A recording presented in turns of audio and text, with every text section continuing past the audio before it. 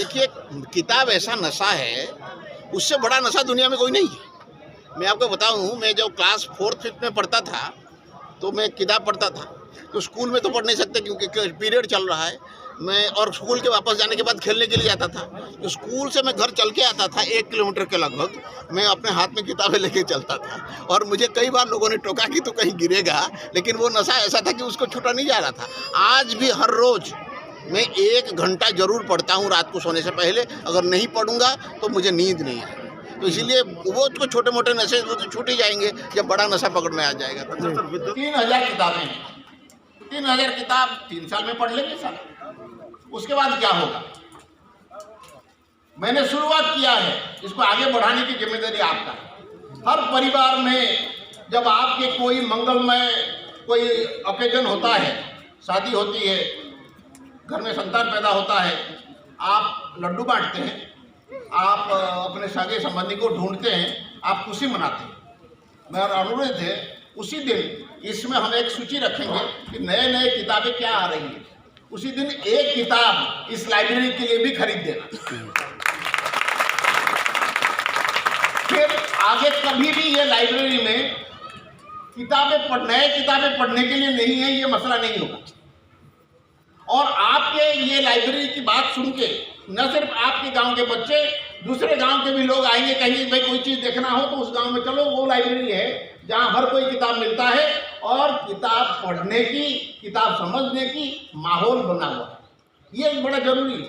ये राजनीति के माहौल नहीं है, ये दंगल के माहौल नहीं है, ये आपस में एक दूसरे को चोटी पकड़ के मारने की माहौल नहीं है। यहाँ माहौल है ज्ञान बढ़ाने की और समझदारी बढ़ाने की। और इसकी शुरुआत अभी हो गया, इसको आगे बढ़ाना, उसको बहुत बेहतर तरीके से चलाने की जो जिम्मेदारी है वो मैं गांव के लोगों के ऊपर सौंपता हूँ। और मैं आशा करता हूँ कि आप इसको जैसे चलाएंगे, बाकी गांव के लिए न सिर्फ इस जिले में बल्कि इस राज्य के दूसरे जिले में जो लाइब्रेरी हम खोलेंगे या लाइब्रेरी खोलने के लिए हम दूसरे संस्थाओं को कहेंगे, उनके लिए आपका गाँव का लाइब्रेरी मिसाल बनेगा। भाई ऐसे चलाना है। मैं सोच रहा हूँ अगर कोई गांव अपना लाइब्रेरी खोलना चाहेगा, मैं तो दर दर घूम के उनके लिए किताब मांग के लेके आपको उनको दूंगा। हमारी तरफ से उनको सहयोग जरूर मिलेगा। माननीय विधायक जी Shri Ram Kumar Kashyap ji, national school of drama के निदेशक श्री खन्ना, CSSRI के डायरेक्टर श्री शर्मा, उत्तर हरियाणा बिजली वितरण निगम के डायरेक्टर श्री संजय बंसल, उत्तर हरियाणा बिजली वितरण निगम के चीफ इंजीनियर श्री रहेजा, इस गांव के सभी बुजुर्ग, नौजवान साथियों और प्यारे बच्चों, और खास करके जो यहाँ शिक्षक संप्रदाय से आए हुए हैं, जो मेरे पुराने सहकर्मी हैं शिववीर सिंह और बाकी साथीगण, और गण माध्यम के प्रतिनिधिगण। दिक्कत ये हुआ कि मैं जो चीज़ बोलना चाहता था तो बाकी लोगों ने वो सब बोल दिया है। वो बेटी जो अनुष्का थी, किताबों की महत्व क्या है उसके बारे में वो बोल गई। मैं देश प्रेम के बारे में भी कुछ बोलना चाहता था, वो लड़की गाने के माध्यम से वो बोल गई। कश्यप साहब ने ये भी बता दिया कि सभी बच्चों में प्रतिभा होती है, अगर हम उसको अच्छी तरीके से तराशेंगे तो वो कुछ भी बनना चाहें तो वो बन सकते हैं। वो भी वो बोल चुके हैं। और आपके सामने ये जो बिल्डिंग खड़ी है, सरदार वल्लभ भाई पटेल पुस्तकालय नाम से आज ये इसकी शुरुआत हुआ है, इसको बता के दिखाने की जरूरत नहीं है। आपके सामने विद्यमान है, ये खड़ा हुआ है ये भवन, और इस भवन में जो पुस्तकें हैं और इसके जो उद्देश्य है वो आपके सामने पूरे तौर पर वो है। इसको समझाने की जरूरत नहीं है।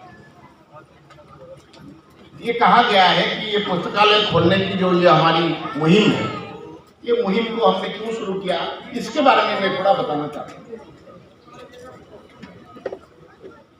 जो बाकी जितने भी प्राणी हैं इस धरती पर, इन सबसे मनुष्य अलग है, क्योंकि हमारा विवेक है, हम सोच सकते हैं।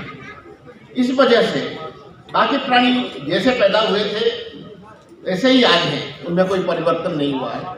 हमारे एक मूल परिवर्तन होता है। वो मूल परिवर्तन क्या है कि हम सभ्यता बना लिए हैं, सभ्यता जिसको सिविलाइजेशन कहते हैं, जिसकी वजह से हम आज कपड़े पहनते हैं, हमारे पास भाषा है, हमारे पास साहित्य है, हमारे पास संगीत है, हमारे पास संस्कृति है, हमारे पास इकोनॉमिक एक्टिविटी है।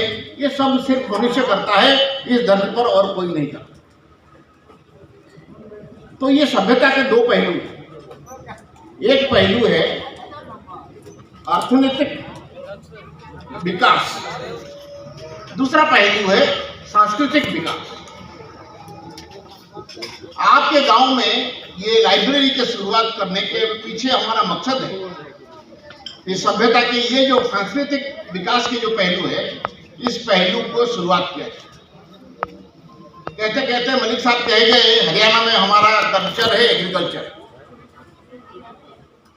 मैं तो हरियाणा में पैदा नहीं हुआ, लेकिन पिछले 36 साल मैंने हरियाणा में बिताया, तो मेरा उम्र हरियाणवी के हिसाब से 36 साल का है। मैं ये मानने के लिए कतई तैयार नहीं हूं कि हमारा कल्चर सिर्फ एग्रीकल्चर है। एग्रीकल्चर भी है और चीजें भी है। इस धरती पर साहित्य, कला, संस्कृति के कई सारे लोगों ने योगदान दिए हैं। हमारी आज की जरूरत है कि हमारे हर बच्चे में, हर नागरिक में ये संस्कृति के बारे में अपने मन में एक जागरूकता आए। जो है उसको बचा के रखें और उसमें और इजाफा करें, ये जरूरी है। और लाइब्रेरी या पुस्तकालय एक ऐसा संस्था है जो ये काम करने में आप सबको मदद करें। ये एक दिशा है कि कैसे सभ्यता को आगे बढ़ाया जाए। उसके लिए आपके गांव में ये एक बड़ का पेड़ बहुत बड़ा होता है, लेकिन उसका बीज इतना छोटा सा। जब छोटा बीज को हम देखते हैं तो अंदाज लगाना मुश्किल होता है किसी दिन इसके अंदर एक ऐसा पेड़ निकलेगा जो पेड़ कई किलो में भी फैल सकता है।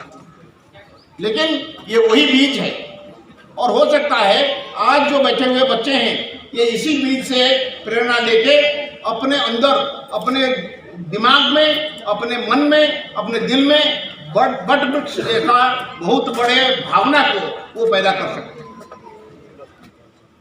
एक और चीज है, ये पुस्तकालय बच्चों के लिए है, लेकिन सिर्फ बच्चों के लिए नहीं है। इस गांव के हर एक व्यक्ति को मैं आह्वान करता हूं, आपको निमंत्रण देता हूं कि आप हर एक इस पुस्तकालय में जाइए। हर एक आयु वर्ग के लिए, हर एक सामाजिक वर्ग के लिए कुछ ना कुछ इस पुस्तकालय में होगा। चाहे हमारे बुजुर्ग हो, चाहे नौजवान साथी हो, चाहे गृहिणी हो, चाहे छोटे बच्चे हो, सबके लिए कुछ सीखने का, मनोरंजन लेने का वो तरीका होगा। एक और मैं चीज कहता हूँ कि शायद आप लोगों को लगता है ये स्कूल में, कॉलेज में जो चीज पढ़ाते हैं इसमें वही किताब रहेगा, वो होगा, लेकिन सिर्फ वो नहीं रहेगा। हम इसमें अच्छे साहित्य रखेंगे। अच्छे साहित्य की क्यों जरूरत है? वो इसीलिए जरूरत है क्योंकि एक आदमी अपने जिंदगी में सारा अनुभव नहीं कर सकता। सारे अनुभव से निकला हुआ आदमी का एक मैच्योरिटी आता है, जिंदगी को सामना करने का, समाज के कठिन परिस्थितियों को सामना करने का, कठिन परिस्थितियों में अपने आप को संभाले रखने का एक ताकत आता है जब आदमी का तजुर्बा होता है।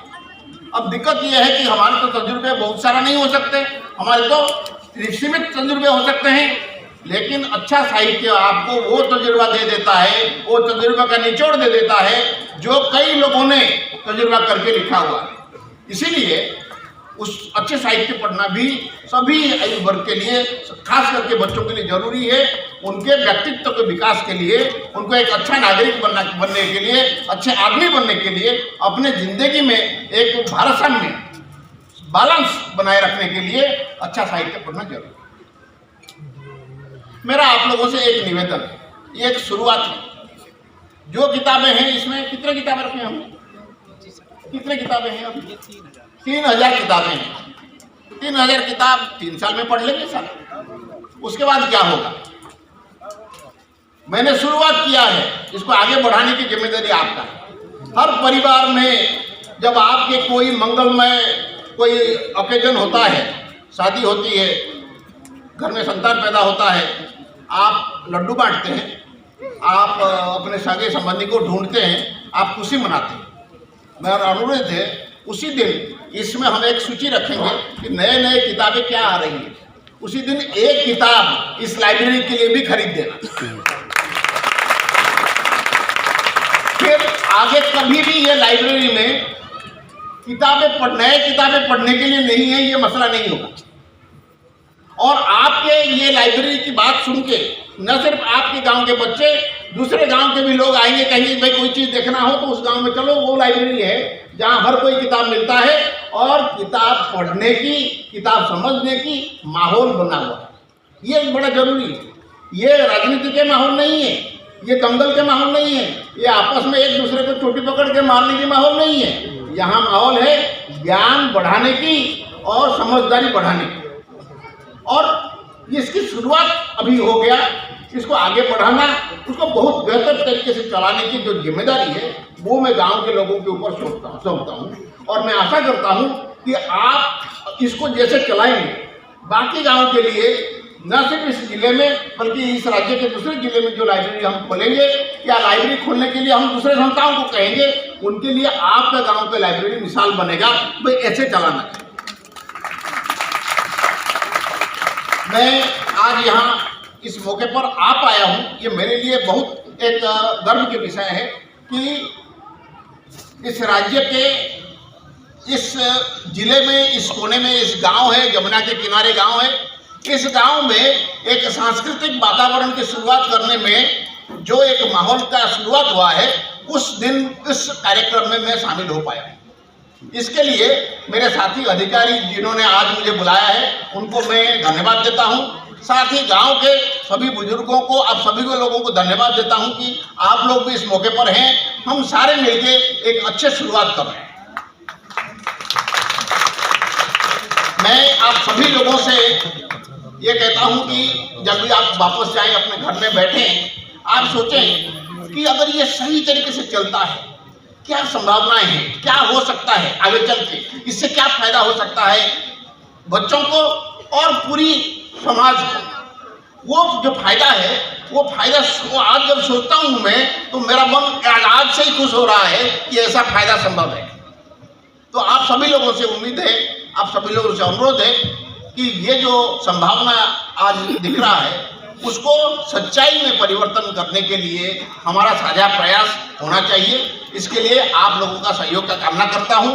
आज इस गांव के सारे लोग, बुजुर्ग से लेके बच्चों तक, मैं सभी लोगों का मंगल कामना करता हूं, सभी लोगों का विकास का कामना करता हूं और आशा करता हूं कि आपकी उन्नति हो और आपका मिसाल दूसरी जगह दी जाए। धन्यवाद। अगर कोई अपने गांव में इस तरह की लाइब्रेरी ओपन कराना चाहता है, उसके लिए क्या क्राइटेरिया है सर? अभी तो जिस गांव में जो बड़े बड़े गांव हैं, हमारे पास में साधन है, उस साधन में राज्य में जहाँ जहाँ संभव है हम लाइब्रेरी खोल रहे हैं।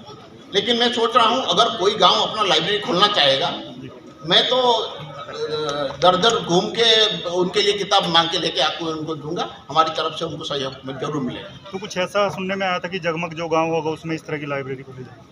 अभी तो सारे गांव जगमग होने जा रहे हैं, इसीलिए जगमग गांव, देखो 6000 गांव जगमग गांव है, 6000 लाइब्रेरी अभी तो फिलहाल खोलने की मैं नहीं सोच रहा हूँ। लेकिन जो बड़े गांव है वहाँ लाइब्रेरी अगर खुल जाएंगे तो वो आसपास के जो बच्चे हैं वहाँ आके भी पढ़ सकते हैं। तो इसमें दूरी का भी ख्याल रखा गया है या हर गांव में खुल सकता है? अभी तो शुरुआत है, अभी इतना सोचा नहीं है, बड़े बड़े गांव देख कर रहे हैं। जब बहुत ज़्यादा खुलने की बात आएगी तब देखेंगे कि हर 5-7 गांव में खुल जाए, उस तरीके से सोचें। तो डिजिटल लाइब्रेरी बोला गया है सर, इसमें डिजिटल तरीके से कैसे काम होगा, एक बार थोड़ा और बता दें दर्शक जानना। इसमें कंप्यूटर है, हाँ जी, कंप्यूटर में भी ई बुक होगा जी, और इंटरनेट के जरिए भी अगर कोई चीज़ पढ़ना चाहते हैं तो वो भी पढ़ सकते हैं। हाँ, फिलहाल तो क्योंकि 3000 और किंडल भी है, ना कंप्यूटर भी है, हाँ जी, अंदर जाके देखिए कंप्यूटर भी है और किंडल भी है। किंडल एक्चुअली एक टैबलेट है जिसके तहत आप किताब पढ़ सकते हैं। तो वो भी है। तो आज कहाँ पे सर इस चीज़ का हुआ? पहले कछवा में एक बना हुआ है, वो 1 साल उसको होने जा रहा है। मैं वहाँ जाके देखूंगा कि इसका कैसा असर है और उनके साथ थोड़ी देर बैठूंगा। और एक दूसरा गोंदर में एक और भी आज को करनाल जिले में 3 करनाल जिले में 3 हो गए हैं। तो ये पहली बार हो रहा है? हाँ, देखिए वैसे लाइब्रेरी स्कीम तो है, हर जिले में एक डिस्ट्रिक्ट लाइब्रेरी है ना, और बड़े बड़े म्यूनसिपल कमेटी के म्यूनसिपल लाइब्रेरी भी होगा। स्कूल में भी थोड़ा बहुत किताबें हैं जिसको आप लाइब्रेरी कह सकते हैं, लेकिन सच्चाई ये है कि गांव के लोग अगर स्कूल में लाइब्रेरी है क्या उसको इस्तेमाल कर पाते हैं? नहीं कर पाते। ये आम लोगों के लिए लाइब्रेरी है, हर कोई आ सकता है। यहाँ कोई शुल्क नहीं, यहाँ कोई उम्र का कोई ये नहीं है कि इतने उम्र से ऊपर नहीं आ पाएंगे, इतने उम्र से नीचे नहीं आ पाएंगे। हर कोई यहाँ आ सकता है और धीरे धीरे ये लाइब्रेरी में जैसे जैसे ज़रूरत होगी किताबें, उसी जैसे किताबें बढ़ेंगी। जैसे मैंने कहा, गांव के लोग अपने अच्छे मौके पर लाइब्रेरी में किताब दें। कौन सा किताब खरीदेंगे? जो लिस्ट इन्हीं के बच्चे बनाएंगे कि हमें ये किताबें पढ़ने को मन करता है, और वही किताबें उनके पास आता रहे। तो फिलहाल शुरुआत है सर, अगला टारगेट क्या आप लोगों का? देखिए, अभी तो उत्तर हरियाणा बिजली वितरण निगम की तरफ से इसी साल 20 जगह लाइब्रेरी खोले जा रही है, मतलब आधा हरियाणा में 20 खोले जा रहे हैं।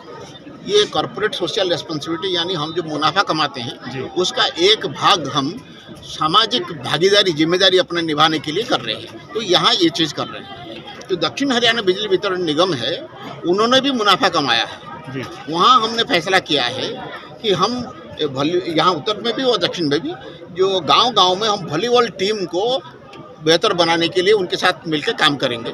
और बैडमिंटन के जो जूनियर और सब जूनियर टीम है उनको नेशनल लेवल कोच और फिजियोथेरेपिस्ट ला के उनको साल में 4 बार कैंप करके उनको मदद करेंगे ताकि उनका स्तर ऊंचा हो सके। सर, जैसे ये जो लाइब्रेरीज खोली जा रही हैं, इनको लौह पुरुष के नाम पर ही इसका नाम रखा गया, उसके बारे में बताएंगे थोड़ा ज्ञान प्रकाश। देखिए, हमारे लिए जो महापुरुष हैं उनकी ज़िंदगी, उनके जीवन हमारे लिए एक प्रेरणा का स्रोत है। तो सरदार वल्लभ भाई पटेल स्वतंत्रता सेनानी थे। सरदार वल्लभ भाई पटेल आज देश का जो स्वरूप है उस स्वरूप को बनाने में के लिए भी उनका भूमिका अहम था। जितने भी रजवाड़े थे उन सब रजवाड़ों को इकट्ठा करके देश में मिलाने का काम उन्होंने किया था। और एक तरह से देखा जाए, हमारे जो प्रशासन प्रणाली है उसको अच्छी तरीके से बनाने के लिए जो शुरुआत था वो भी उन्होंने किया था। तो इसीलिए ये लाइब्रेरी के से उनके नाम जुड़ने से हम लोग धन्य महसूस कर रहे हैं। वो ये नहीं है कि भाई हमने उनको कोई मदद कर दिया उनका नाम लेके। तो ये तो डेली हम उनको याद करेंगे, नमन करेंगे, और ये एक तरीका है उनको अपने सम्मान। पुस्तकालय के नाम के माध्यम से जब बच्चा आएगा तो उसके अंदर उस महान विभूति के बारे में भी जिज्ञासा उत्पन्न और अगर आप अंदर जाएंगे तो अन्य महान विभूतियों के फोटो भी हमने लगाए हैं, उनके जीवनी भी रखे गए हैं ताकि बच्चे उनसे अनुप्राणित हो सकें। तो क्या मानते हैं सर, ऐसे पुस्तकालय जो है नशे की तरफ जो युवा पीढ़ी और बच्चा जा रहा है या मोबाइल की उसमें कैद में आता जा रहा है, उससे निकल पाएंगे इस पुस्तकालय के माध्यम से? देखिए, किताब ऐसा नशा है, उससे बड़ा नशा दुनिया में कोई नहीं है। मैं आपको बताऊं, मैं जब क्लास 4th-5th में पढ़ता था तो मैं किताब पढ़ता था। तो स्कूल में तो पढ़ नहीं सकते क्योंकि पीरियड चल रहा है। मैं और स्कूल के वापस जाने के बाद खेलने के लिए आता था। तो स्कूल से मैं घर चल के आता था 1 किलोमीटर के लगभग। मैं अपने हाथ में किताबें लेके चलता था और मुझे कई बार लोगों ने टोका कि तू कहीं गिरेगा, लेकिन वो नशा ऐसा था कि उसको छूटा नहीं जा रहा था। आज भी हर रोज़ मैं 1 घंटा जरूर पढ़ता हूँ रात को सोने से पहले। अगर नहीं पढ़ूंगा तो मुझे नींद नहीं है। तो इसीलिए वो तो छोटे मोटे नशे वो तो छूट ही जाएंगे जब बड़ा नशा पकड़ में आ जाएगा। अच्छा सर, विद्युत विभाग प्रॉफिट में आया, कितना प्रॉफिट में आया? हम ज़्यादा प्रॉफिट नहीं कमाते क्योंकि हम ज़्यादा जब हम प्रॉफिट कमाने लगते हैं तो हमारा रेगुलेटरी कमीशन है वो हमारा टैरिफ को, यानी जो रेट है ना, उसको कम कर देता है। हमें थोड़ा सा प्रॉफिट मिलता है, 10-12% ही प्रॉफिट मिलता है। नहीं, पहले लॉस में जा रहा था, हाँ जी, ऊपर गया है, प्रॉफिट आया है। तो इसका रीजन क्या है? मीटर बाहर आए हैं या और कोई रीजन है? देखिए, एक टाइम था जब हमारा aggregated technical and commercial losses कहते हैं, ATC। एक समय हमारे ATC को लगभग 40% था। आज हमारा ATC 14% पे पहुंच गया, यानी 25% की एफिशिएंसी हमने बढ़ाया है। वो जो एफिशिएंसी बढ़ाया है, पिछले 6 साल में हमारे बिजली के रेट में बढ़ोतरी नहीं हुआ है, उल्टा हमने घटाया है। अभी आपको पता होगा 3 महीने पहले हमने 35 पैसे घटाए थे। तो सारी सामान की रेट बढ़ रहा है, सारे लोगों की तनख्वाह बढ़ रहा है। इसके बावजूद पिछले 6 साल से हमने अपना रेट नहीं बढ़ाया है। हमने 40% चोरी से घटा के उसको 14% पे ले आए। उसमें तकनीकी खपत भी होती है, वो सारे मिलाने के वो जो उसकी वजह से अभी हमारे जो पहले लॉस होता था उसको हमने बंद करके प्रॉफिट की तरफ आ गए। कितना लगभग मान के चले 20% 30% कितना अब कुल मिला के कोई 400 करोड़ रुपए के आसपास साल का, पूरे साल में? दोनों कंपनी मिला के। अच्छा सर, एक 2020 का जो है विरोध किया जा रहा है, कर्मचारी भी विरोध कर रहे हैं। कोई वो 2020 2021 बिल का विरोध कर रहे हैं कर्मचारी। कौन सा बिल? एक बिल कोई आ रहा है जिसका कर्मचारी भी विरोध कर रहे हैं कि भाई ये बिल अगर लागू हो गया तो किसानों की जो सब्सिडी है वो खत्म हो जाएगी, जो सब्सिडी अभी किसानों सेंट्रल गवर्नमेंट बिजली वाले से भाई जो नदी अभी हमें दिखी नहीं, उसको पार करने के लिए कुछ करने की अभी जद्दोजहद की जरूरत नहीं है। अभी ऐसा बिल तो मेरे निगाह में भी नहीं है। अच्छा सर, एक स्मार्ट जो वो है मीटर वो लगाए जा रहे हैं, हाँ जी, हाँ जी। वो क्या चीज़ है? स्मार्ट मीटर में 3 चीज़ें हो सकता है कि आपके घर में आए बगैर हम दूर से ही मीटर को पढ़ सकते हैं। आज जब मीटर रीडर आता है, मान लो उसको दिखाई नहीं दिया तो 3008 को 8008 भी पढ़ सकता है। जब स्मार्ट मीटर होगा, दूर से कंप्यूटर पढ़ेगा तो वो गलती नहीं होगी। ठीक है, दूर से पढ़ाया जा सकता है। दूसरा, अगर आप शाम को कितने बिजली खपत कर रहे थे, सुबह कितनी खपत कर रहे थे, आपके जितने सैंक्शन लोड है उसके अंदर कर रहे थे या उससे ज़्यादा कर रहे थे, ये स्मार्ट मीटर में वो भी हो सकता है। और तीसरी चीज़ जो हो सकता है, हम यहाँ बिना आए भी आपकी बिजली का जो लाइन काट सकते हैं स्मार्ट मीटर। तो चिप सिस्टम भी है कुछ इसमें? हाँ जी, हाँ जी। कि क्या है, पहले रिचार्ज करना पड़ेगा? ना ना ना, वो हो सकता है। आप अगर प्रीपेड करना चाहते हैं वो भी हो सकता है, वो आपकी मर्जी है, कंज्यूमर की मर्जी है। वो प्रीपेड करना चाहते हैं या आज जैसे खपत करने के बाद पेमेंट करते हैं वैसे करना चाहते हैं, दोनों संभव है। तो यूनिट में फर्क होगा रेट में कुछ? अगर प्रीपेड करेंगे 5% रियायत मिलेगा। भाई सवाल तो छोड़ो और कितना पूछोगे। समय देने के लिए धन्यवाद। धन्यवाद।